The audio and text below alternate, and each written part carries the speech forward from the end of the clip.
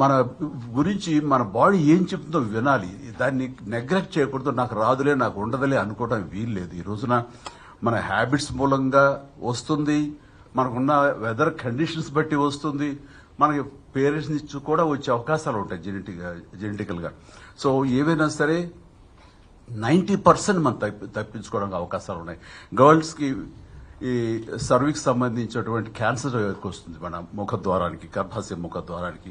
అట్లాగే గర్భాశయానికి సంబంధించి కూడా వస్తుంది. సో 4-5 ఏళ్ల నుంచి 9-10 ఏళ్ళు, అయితే 14 ఏళ్ల లోపు, 9 నుంచి 14 ఏళ్ల లోపు గర్ల్స్ కి ముఖ్యంగా అందరికీ ఈ వ్యాక్సినేషన్ కనుక మనం ఇవ్వగలిగితే, హెచ్పివి కదండి, హెచ్పివి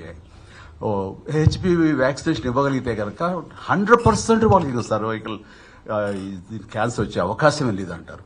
అట్లాగే మన ఇక్కడ ఇండియాలో సంబంధించి ఆ విమెన్ కి వాళ్ళు ఎక్స్పోజ్ అయినా సరే, పెళ్లైనా ఏవైనా సరే, ఒక 45 ఏళ్ల వరకు కూడా ఆ హెచ్పివి వ్యాక్సినేషన్ అనేది ఇవ్వండి, మంచిదే అని అంటున్నారు. అది తీసుకోవడం మూలంగా తప్పేం లేదు. సో దానికి కావాల్సిన యాంటీబాడీస్ తయారవుతాయని కూడా అంటున్నారు. కాబట్టి నేను సజెస్ట్ చేసేది ఏంటంటే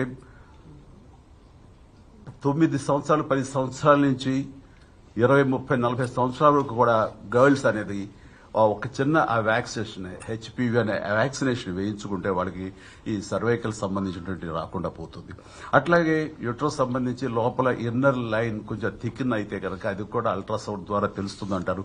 అలాంటి ఫ్రీక్వెంట్ గా చేయించుకోవడం మూలంగా ఆ ఈ గర్భాశయ సంబంధించి కూడా రాదు, అవాయిడ్ చేయొచ్చు అంటున్నారు. అట్లాగా నాకు సంబంధించి మాకు మరొక మిత్రుడికి కూడా ఇట్లాగే ప్యాంక్రాటిక్ ఇది వచ్చిన తర్వాత, మధు గారు ఉండుంటే కనుక అది చాలా ఇదిగా ఉండేదేమో, కొంచెం ఎక్కువ స్టేజ్కి వెళ్ళింది, అది కొంచెం సఫర్ అవుతున్నాడు అని అనిపిస్తుంది తీసుకొచ్చి.